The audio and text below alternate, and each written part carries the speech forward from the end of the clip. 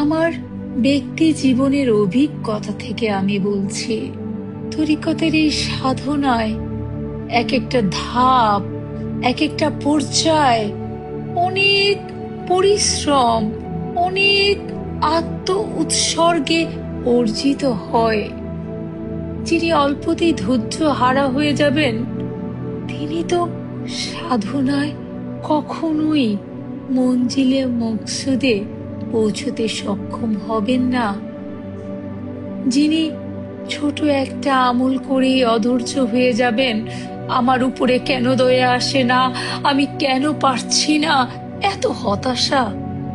অথচ যারা জীবনের সাধনা করে আল্লাহর মনোনীত হয়েছেন, তাদের জীবনের ছোট ত্যাগ থেকে মাঝারি ত্যাগ, মাঝারি থেকে বড় ত্যাগ, বড় থেকে বিস্তর ত্যাগ, স্যাক্রিফাইস, নিজের ইচ্ছাকে কোরবানি, নিজের আকাঙ্ক্ষাকে কোরবানি, নিজের সুখ স্বাচ্ছন্দ্যকে কোরবানি, নিজের চাওয়াকে কোরবানির মাধ্যমে অর্জিত হয়। যার নিজের চাওয়া থাকবে, তিনি তো বড় দয়া পাবেন না। কারণ বড় দয়া পাওয়ার আগে বড় ত্যাগ করে আসতে হয়। আত্মত্যাগ ছাড়া, নিরলস প্রচেষ্টা ছাড়া, কঠোর পরিশ্রম রিয়াজত ছাড়া, পরীক্ষার পরে পরীক্ষা, কোরবানির পরে কোরবানি। কি কোরবানি? নিজেকে কোরবানি। কার তরে কোরবানি? সেই স্রষ্টার খুশির তরে কোরবানি। করে করেই সাধনার পথ ধরে মানুষ এক একটা পর্যায়ে উন্নীত হয়। যিনি সাধক হবেন, যিনি আল্লাহর ইশকে, আল্লাহর প্রেমের প্রতীক হবেন, তিনি তো ওই স্বর্ণের মতো নিজের ইচ্ছা, আকাঙ্ক্ষা, অভিলাষকে জ্বালিয়ে পুড়িয়ে স্বর্ণের মতন পুড়তে পুড়তে পুড়তে পুড়তে নিজের আকাঙ্ক্ষা, নিজের স্বাধীনতা, নিজের বলয়, নিজের অস্তিত্ব সব আল্লাহর ইশকে, তার নির্দেশিত মুর্শিদের কথায় নিজের ইচ্ছা, নিজের অভিলাষ, নিজের চাওয়া, নিজের সর্বস্ব কোরবানি করেই এই পর্যন্ত আসতে হয়। এত সহজ না। অনেক জাকেরদের কথা শুনলে মনে হয়, নালিশ শুনতে যে মনে হয় 5 ওয়াক্ত নামাজের পরে এতটুকু খানি আমল করেই ধৈর্য হারা হয়ে যান, বিপদে বিচলিত হয়ে যান। এতটুকু আত্ম উৎসর্গ করতে মন চায় না। আমার নানাজি ইমাম শাহ চন্দ্রপুরী রহমতুল্লাহ আলাইহি এই কারণে এই কথা বলেছেন, আল্লাহর ভেদ বুঝা দায়, বোঝানেও দায়। যিনি দেখেন না আর যিনি দেখেন, দুজন কখনো সমান হতে পারেন না। দুজনের চিন্তা চেতনা কখনো এক নয়।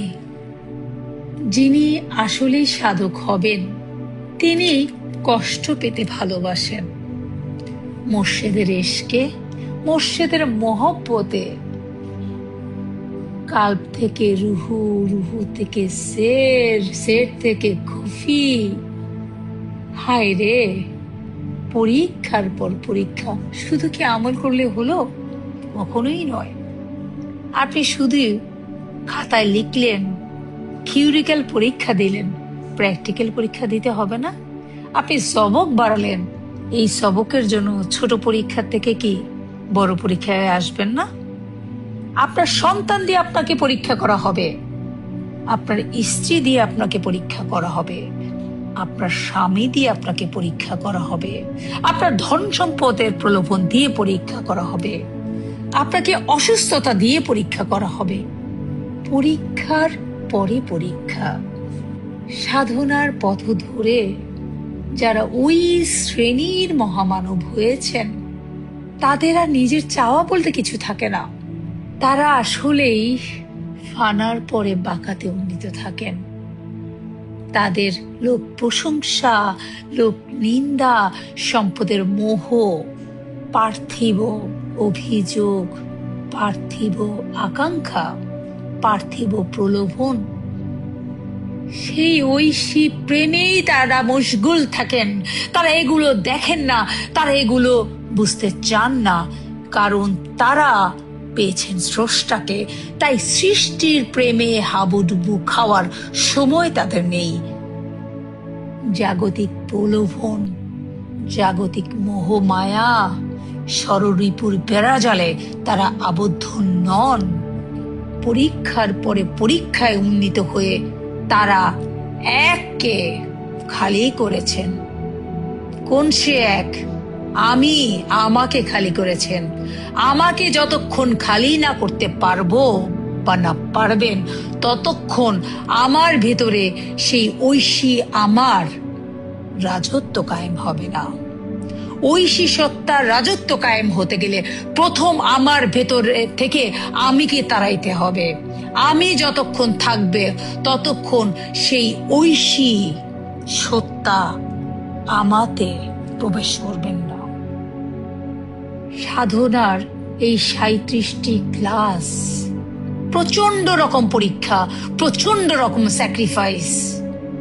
জ্বলতে জ্বলতে, পড়তে পড়তে কিছু আর অবশিষ্ট থাকে না। কষ্টের সাগরে মাছ হয়ে সাঁতরে বেরিয়েছি। আগুনের ভেতরে কয়লা হয়ে দেখেছি।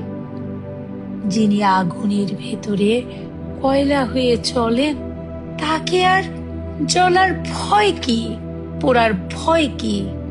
পড়তে পড়তেই সাধক খাঁটি হন, তাই তিনি পোড়াকে ভয় পান না।